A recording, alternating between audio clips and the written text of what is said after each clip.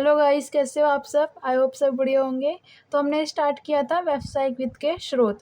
तो हमने इससे पहले समतांश क्या होते हैं और पूर्वाधिकारी अंश क्या होते हैं पार्ट 2 में हम अच्छे से एक्सप्लेन पढ़ चुके हैं। तो जो इस वीडियो पे नया है उसको बता दूं कि हम इस चैप्टर की इंट्रोडक्शन यानी इसका परिचय की इसकी विशेषताएं क्या होती हैं, इसका व्यावसायिक वित्त का अर्थ क्या होता है, उसकी विशेषताएं क्या होती हैं, हानि लाभ क्या होते हैं, वो हम पार्ट 1 में पढ़ चुके हैं। और पार्ट 2 में हम अंशों के बारे में पढ़ चुके हैं कि कंपनी कितने प्रकार के अंश जारी करती है और वो कौन-कौन से होते हैं, ठीक है? तो आप जाकर देख सकते हो, काफ़ी अच्छे से हमने एक्सप्लेन किया है। अब हम पढ़ेंगे ऋण पत्र या बॉन्ड क्या होते हैं, ठीक है? तो देखो, ऋण पत्र और बॉन्ड एक जैसे होते हैं वैसे देखा जाए तो, क्योंकि ये दोनों तरह से ही कंपनी के लिए एक लेनदार होते हैं कि मतलब ऋण पत्र जो होते हैं और जो बॉन्ड होते हैं वो लोन होते हैं। एक तरह से ये लोग लोन लेते हैं, उसे ही ऋण पत्र और बॉन्ड कहते हैं। कि मतलब जो कंपनी है जिसे लोन चाहिए होता है वो ऋण पत्र जारी करती है या फिर बॉन्ड जारी करती है जिसके थ्रू उन्हें लोन मिलता है, ठीक है? देखो, ऋण पत्र क्या होता है पहले हम यही पढ़ेंगे। इसका अभिप्राय ऋण पत्रधारियों द्वारा कंपनी को दिए गए ऋण से है, जिस पर वे निश्चित दर से ब्याज प्राप्त करते हैं। तो देखो, जैसे हमने समतांश पढ़ा था कि उन्हें लाभांश में हिस्सा मिलता है और पूर्वाधिकारी अंशों को भी लाभांश में हिस्सा मिलता है, यानी जितना लाभ होता है उसमें से उन्हें हिस्सा मिलता है। क्योंकि वो जो समतांश होते हैं वो कंपनी के मालिक बन जाते हैं और जो पूर्वाधिकारी अंश होते हैं वो मालिक नहीं बनते, लेकिन फिर भी उन्हें लाभ मिलता है। और जो ऋण पत्र होते हैं, देखो ये इंग्लिश में कहते हैं डिबेंचर्स और बॉन्ड को बॉन्ड ही कहते हैं। तो ये एक तरह से लोन के लिए जारी किए जाते हैं, ठीक है? कि मतलब जो कंपनी है जारी करती है, उन्हें इनके थ्रू लोन मिलता है। और जो लोग इन ऋण पत्रों को खरीदते हैं, जो जनता इन ऋण पत्रों को खरीदती है, उन्हें कहते हैं ऋण पत्रधारी, ठीक है? जो व्यक्ति खरीदते हैं, जैसे मैं अगर कंपनी चला रही हूँ, मैं ऋण पत्र जारी करती हूँ और आप लोग अगर मेरे ऋण पत्र खरीदते हो, तो आप मेरे लिए ऋण पत्रधारी कहलाओगे, ठीक है? और मैं आपसे लोन लूँगी, आप मुझे लोन दोगे और उस पर मैं आपको एक निश्चित दर से ब्याज दूँगी, हर साल या हर महीने, मतलब जैसे कंपनी डिसाइड करती है, दोनों के बीच डिसाइड होता है कि कितने समय में ब्याज मिलेगी, कितने समय में ब्याज कंपनी उन्हें देगी। तो वो पहले डिसाइड कर लेते हैं कि इन्हें कितने % ब्याज दिया जाएगा, ठीक है? और इन्हें लाभों में हिस्सा नहीं मिलता है, इन्हें सिर्फ़ ब्याज मिलती है। और जब कंपनी ख़त्म होती है या फिर जब समय ख़त्म होता है, जितने समय के लिए लोन लिया जाता है, इन्हें इनका जितना पैसा लिया था वो दिया जाता है और साथ में ब्याज भी देते हैं, ठीक है? जैसे हम लोग लोन लेते हैं ना बैंक वगैरह से, वैसे ही होते हैं। अब देखो, ऋण पत्रों के प्रकार के जो लोन लेते हैं लोग, जो कंपनी जिन्हें ऋण पत्र जारी करके वो लोग लोन लेते हैं, वो कितने प्रकार के होते हैं ऋण पत्र, ठीक है? पहला है वाहक ऋण पत्र। देखो, वाहक ऋण पत्र आपको ऐसे याद करना होगा जैसे मैंने लिखा हुआ है, जैसे आपकी बुक में लिखा हुआ वैसे याद करना होगा। क्योंकि बाकी के ऋण पत्र आप अपनी मर्ज़ी से बना के लिख सकते हो, लेकिन इसमें जैसे लिखा हुआ है आपको वैसे याद करना होगा, वैसे लिखना होगा, ठीक है? जिन ऋण पत्रों का हस्तांतरण केवल सुपुर्दगी द्वारा ही किया जा सकता है। सुपुर्दगी मतलब होता है डिलीवर द्वारा, जैसे हम लोग ऑर्डर करते हैं ना कुछ वैसे।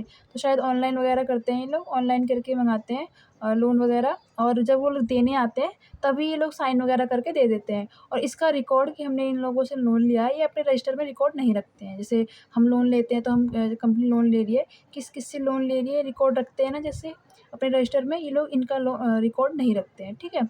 मतलब जो इनकी रजिस्टर्ड कंपनी है, जो रिकॉर्ड होता है, जो रजिस्टर होता है इनका, उसमें इन लोगों का रिकॉर्ड नहीं किया जाता है कि हमने इनसे लोन लिया है।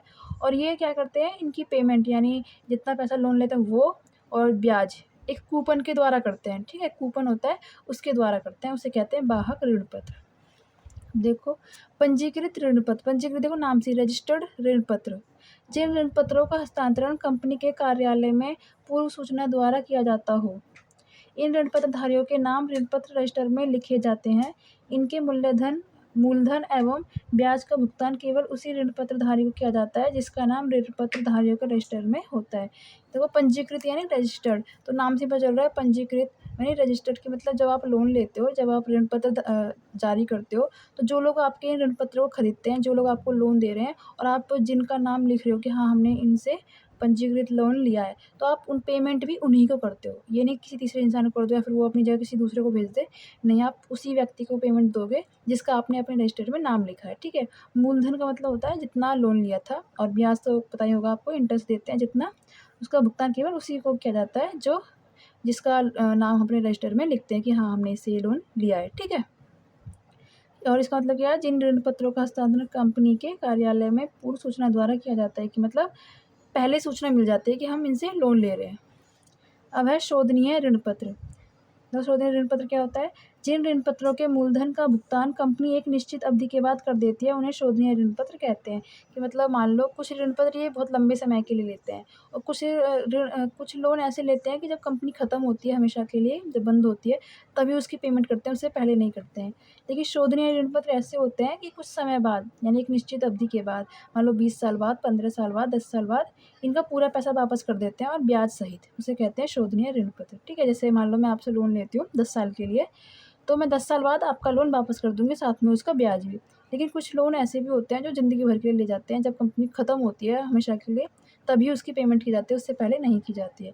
उसे कहते हैं अशोधनीय। ठीक है, इसका उल्टा, जिन ऋण पत्रों के मूलधन का भुगतान कंपनी अपने जीवन काल में नहीं करती उन्हें अशोधनीय ऋण पत्र कहते हैं। ठीक है, देखो मूलधन का नहीं करती, मतलब जितनी लोन लिया होता है उसकी पेमेंट नहीं करते, लेकिन ब्याज हर समय वो देती रहती है। जैसे मान लो अशोधनीय है, उसकी जो मूलधन है, जैसे मान लो मैंने 1 लाख का लोन लिया है, तो मैं आपके 1 लाख जो आप जिस साथ जितना लोन लिया था मैंने आपसे, उसको मैं सिर्फ़ तभी पेमेंट दूँगी आपको जब मेरी कंपनी बंद होगी। लेकिन इस पे ब्याज मैं आपको देती रहूँगी सालों-साल, ठीक है? लेकिन शोधनीय में क्या होता है कि मैं आपको 1 लाख कुछ समय बाद वापस कर दूँगी आपका 1 लाख रुपए, ठीक है? वैसे। अब देखो 5वां है परिवर्तनीय ऋण पत्र। तो परिवर्तनशील ऋण पत्र नाम से पता चल रहा है परिवर्तनशील यानी चेंज हो जाना। जब ऋण पत्र धारियों को यह विकल्प दिया जाता है कि वे निश्चित समय के अंदर अपने ऋण पत्रों को अंशों में बदलवा सकते हैं, कि मतलब ये ऋण पत्र है, एक तरह से लोन है, ठीक है, तो इन्हें लाभ में हिस्सा नहीं मिलता है, इन्हें सिर्फ ब्याज मिलती है। लेकिन अगर कोई व्यक्ति परिवर्तनशील ऋण पत्र खरीद रहा है, यानी हम परिवर्तनशील ऋण पत्र जारी कर रहे हैं कंपनी, और जो लोग हमारे इन ऋण पत्रों को खरीद रहा है उन्हें ये मौका दिया जाता है, उन्हें ये ऑप्शन दिया जाता है कि वे अपने ऋण पत्रों को अंशों में बदल लें, यानी डिबेंचर्स को शेयर में बदल लें। तो अब ये लेनदार हैं क्योंकि इन्होंने इनके पास क्या है ऋण पत्र। अगर वो हमारे अंशों में बदल जाएँगे तो वो एक तरह से हमारे मालिक बन जाएँगे, अगर वो समतांश खरीदते हैं तो। और अगर वो पूर्वाधिकारी अंश खरीदते हैं, यानी पूर्वाधिकारी अंशों में अपने ऋण पत्रों को बदलते हैं, तो उन्हें निश्चित दर से लाभ मिलेगा। ठीक है? जैसे निश्चित दर से इन्हें ब्याज मिलती है वैसे ही निश्चित दर से लाभ मिलेगा। और अगर वो समतांशों में बदलते हैं तो वो कंपनी के मालिक बन जाएँगे। ठीक है? तो इन्हें ऑप्शन मिलता है परिवर्तनशील ऋण पत्र में कि वो अंशों में बदल सकते हैं अपने ऋण पत्र को। ठीक है? अगला है सुरक्षित ऋण पत्र। सुरक्षित मतलब कि उनके जो लोन देते हैं वो लोग, वो एक तरह से सेफ रहते हैं कि उनका लोन का जो पैसा वापस आएगा ही आएगा। ठीक है? जब कंपनी द्वारा ऋण पत्रों का निर्गमन अपनी संपत्ति को बंधक रखकर किया जाता है तो उसे ऋण पत्रों को सुरक्षित ऋण पत्र कहते हैं। बंधक मतलब जैसे हम किसी बैंक से लोन ना लेकर किसी इंसान से लोन ले रहे हैं, नॉर्मल साधारण जनता से लोन ले रहे हैं मान लो, तो वो कुछ लोग बोलते हैं ना कि गारंटी के रूप में कुछ रखो, कुछ गिरवी रखो, कुछ ज़मीन, कुछ पैसा या कुछ भी, मतलब कागज़ वगैरह ज़मीन गिरवी रखो ताकि एक तरह से सेफ रहे उनका लोन, सुरक्षित रहे कि अगर आप उनकी पेमेंट ना कर पाओ तो वो लोग आपकी वो जो चीज़ आपने गिरवी रखी हुई है उसे बेच के वो अपनी भरपाई कर सकें। तो वैसे ही सुरक्षित ऋण पत्र में होता है कि जब कंपनी अपने ऋण पत्र जारी करती है सुरक्षित ऋण पत्र, तो जो जनता इनके इन ऋण पत्रों को खरीदती है तो कंपनी उनके पास कुछ गिरवी रखती है, अपना कोई संपत्ति या कुछ भी बंधक रखती है, यानी गिरवी रखती है, ठीक है? जिससे उन जनता के ऋण पत्र सुरक्षित रहते हैं।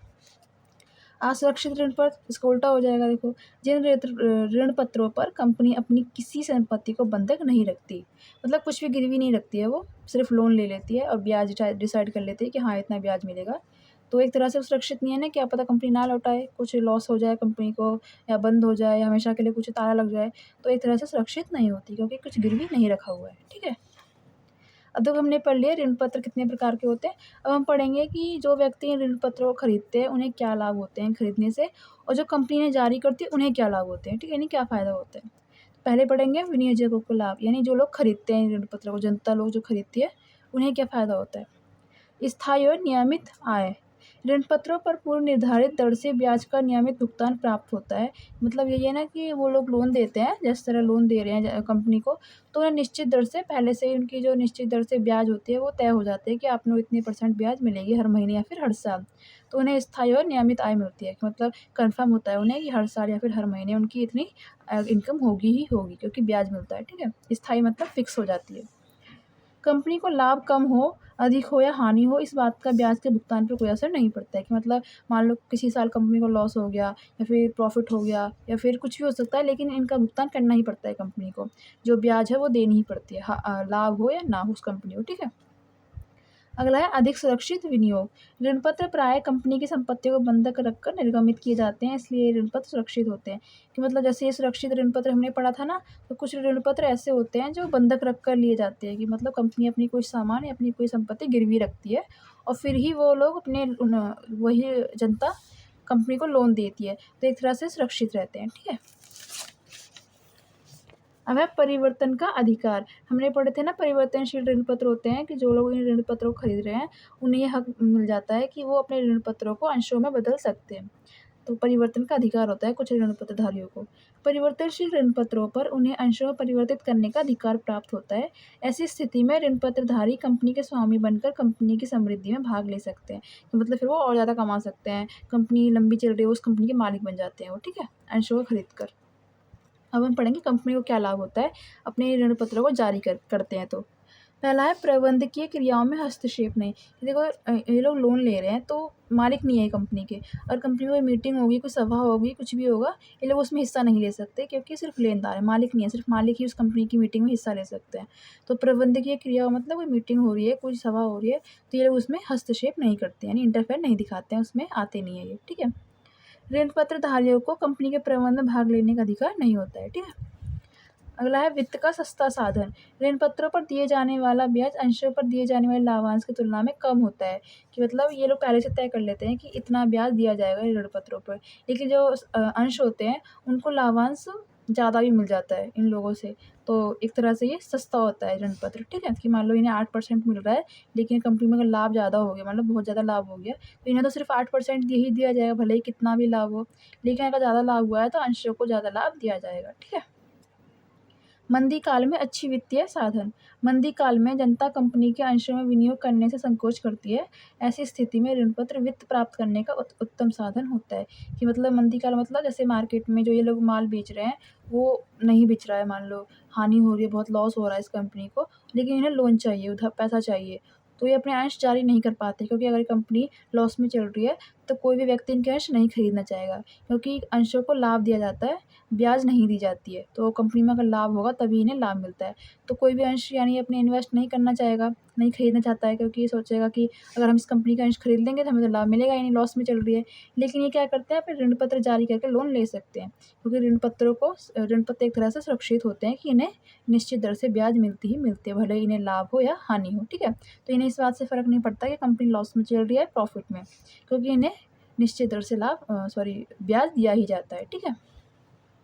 अब पढ़ेंगे ऋण पत्रों की हानि, कि मतलब जो लोग इन ऋण पत्रों को खरीदते हैं उन्हें क्या नुकसान हो सकते हैं और कंपनी को क्या नुकसान हो सकते हैं। पहला पढ़ेंगे हम विनियोजकों को हानियाँ, कि मतलब जो इन्वेस्ट करते हैं, अपना पैसा लोन देते हैं इन लोगों को, कंपनियों को, या फिर कह सकते हैं ऋण पत्रधारियों को क्या हानियाँ होती हैं।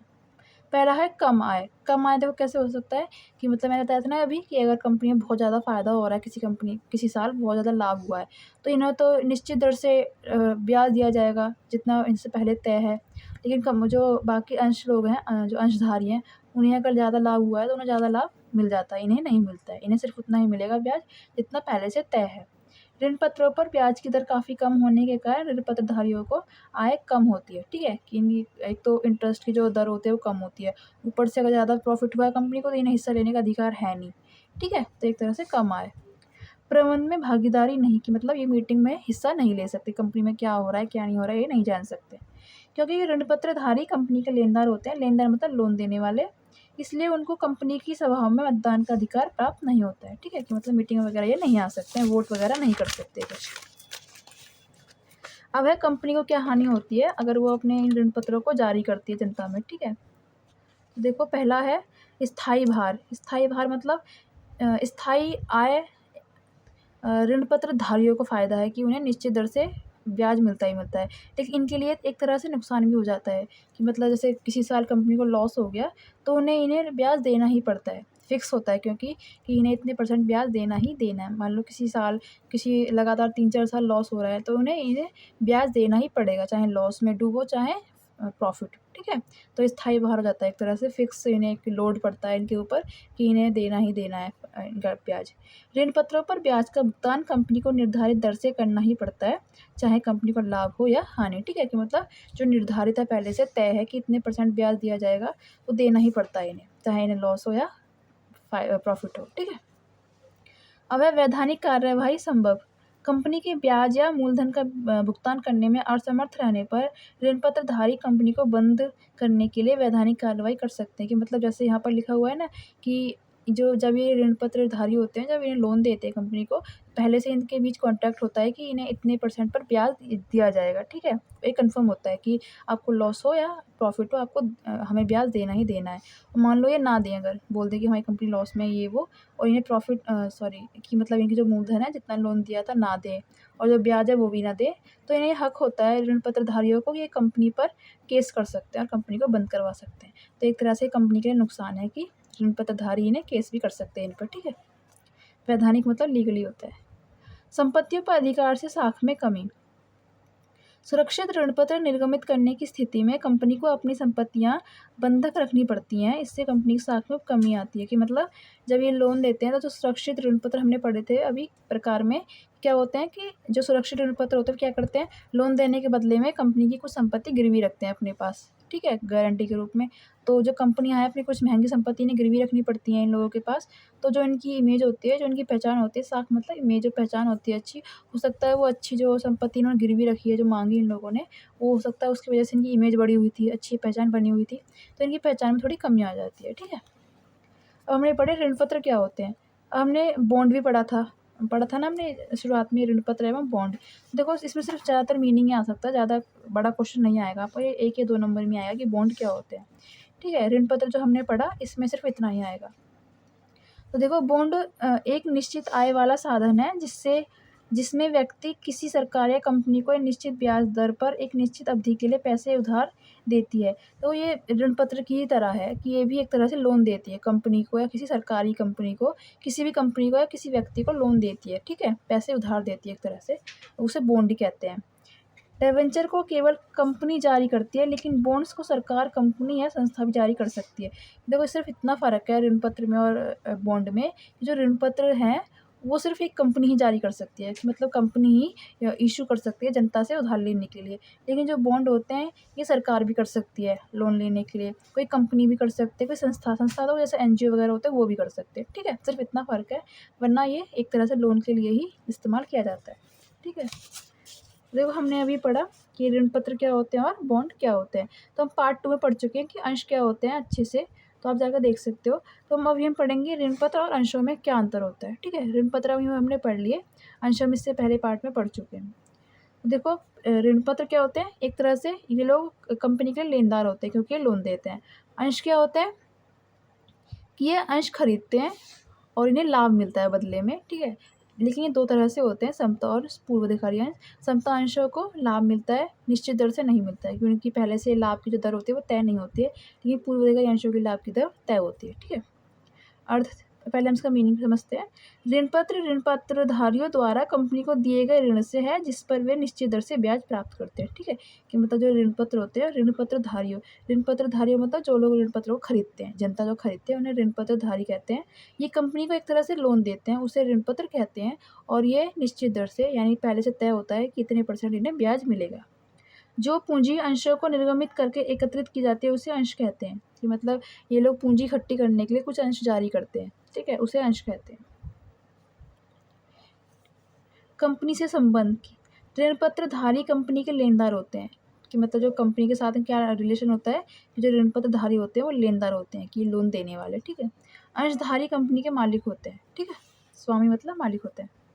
प्रकार, देखो ऋणपत्र के कितने प्रकार होते हैं, बाहक ऋणपत्र, पंजीकृत ऋणपत्र, शोधनीय ऋणपत्र, अशोधनीय ऋणपत्र, परिवर्तनशील, सुरक्षित और असुरक्षित ऋणपत्र। और ये 2 प्रकार के होते हैं, समता अंश और पूर्वाधिकारी अंश। इन दोनों को हम अच्छे से पढ़ चुके हैं पार्ट 2 में, आप जाके देख सकते हो। प्रतिफल मतलब बदले में इन्हें क्या मिलता है, इन्हें अपने विनियोग पर ब्याज प्राप्त होता है। मतलब जब ये लोन देते हैं तो इनके लोन पे इन्हें ब्याज मिलती है एक निश्चित दर से। इन्हें अपने विनियोग पर लाभांश प्राप्त है, लाभांश मतलब डिविडेंड यानी प्रॉफिट मिलता है इन्हें, ठीक है, प्रॉफिट में हिस्सा मिलता है। प्रबंध में भाग, कि मतलब कौन मीटिंग में आ सकता है कौन नहीं, इन्हें प्रबंध में भाग लेने का अधिकार नहीं होता है। अंशधारी कंपनी के प्रबंध में भाग ले सकते हैं, ठीक है। वापसी का क्रम कि मतलब इन्हें इनका पैसा मूलधन यानी जितना पैसा इन्वेस्ट करते हैं वापस कब मिलता है। समापन की दशा में इन्हें अंशधारियों से पहले भुगतान किया जाता है, क्योंकि एक तरह से लोन लेनदार हैं, यानी कि लोन लिया है हम लोगों ने, कंपनी ने लोन लेते हैं। तो कंपनी जब ख़त्म होती है तो सबसे पहले जिन से लोन लेती है उन्हें उनका पैसा वापस करती है, और उसके बाद ये अंशधारियों को उनका पैसा देती है। ऋण पत्र के बाद देखो समता अंश और पूर्वधिकारी अंश पढ़े थे हमने कि जो अंश है वो 2 तरह के होते हैं, समता अंश और पूर्वधिकारी अंश। सबसे पहले जब कंपनी ख़त्म होगी, सबसे पहले इनका पैसा देती है ऋण पत्रों का। उसके बाद पूर्वाधिकारी अंशों को लाभ देती है, क्योंकि उनका पहले से तय होता है कि इतने परसेंट मिलेगा, और फिर अंत में समता अंशों को भुगतान किया जाता है। जो समता अंश होते हैं वो कंपनी के एक तरह से 100% मालिक होते हैं। और क्या होता है फिर 100% का मतलब ये नहीं कि 100% प्रॉफिट मिलेगा, 100% मतलब कि पूरी तरह से वो मालिक बन जाते हैं। लेकिन जो पूर्वाधिकारी अंश होते हैं पूरी तरह से मालिक नहीं होते हैं, क्योंकि इनकी लाभांश की दर तय होती है कि इतने परसेंट इन्हें लाभ मिलता है। लेकिन समता अंशों की तय नहीं होती है, इन्हें कम भी मिल सकता है और ज़्यादा भी। तो सबसे पहले इनका भुगतान किया जाता है, फिर पूर्वधिकारी अंशों को, और फिर उसके बाद लास्ट में समता अंशों को। ठीक है? तो आप इसको अच्छे से जानने के लिए, क्योंकि ये एग्ज़ाम में काफ़ी ज़्यादा पूछे जाते हैं, 8 नंबर में भी आ जाता है पूर्वधिकारी अंश और समता अंश, तो आप जाके पढ़ सकते हो। पार्ट 2 में मैंने काफ़ी अच्छे से समझाया हुआ है। ठीक है? तो आई होप आपको अच्छे से समझ आ गया होगा। तो ये चैप्टर थोड़ा लंबा है, तो मैं पार्ट में डिवाइड कर करके पढ़ा रही हूँ आपको, छोटी-छोटी वीडियो करके। तो हमने पहले पार्ट में इंट्रोडक्शन पढ़ा, सेकंड पार्ट में हमने समता अंश और पूर्वधिकारी अंश पढ़े, और इस पार्ट में हमने ऋण पत्र और बॉन्ड के बारे में पढ़ा कि ये क्या होते हैं। ठीक है? तो आई होप आपको अच्छे से समझ आ गया होगा। तो अगर आपको देखो मेरा समझाया हुआ अगर समझ आ रहा है आपको और आप आगे समझना चाहते हो, तो आप मेरे चैनल को सब्सक्राइब कर सकते हो, ताकि मेरे आगे जितनी वीडियोज़ अपलोड करूँ बाकी सब्जेक्ट की और इस सब्जेक्ट के बाकी चैप्टर्स की, तो वो आपको ईज़िली मिल सके। और अगर आपको मेरा वीडियो अच्छा लगता है तो मेरी वीडियो को लाइक करें और अपने दोस्तों के साथ शेयर करो, ताकि उनकी भी हेल्प हो सके। और अगर आपको कोई डाउट है, कुछ पूछना चाहते हो, या फिर कुछ कहना है कि मेरा लिखा हुआ समझ नहीं आ रहा है, फिर दिखाई नहीं दे रहा है, फिर मेरी वॉइस क्लियर नहीं आ रही है, तो आप कमेंट कर सकते हो। मैं आपकी रिप्लाई ज़रूर करूँगी। Okay, thank you.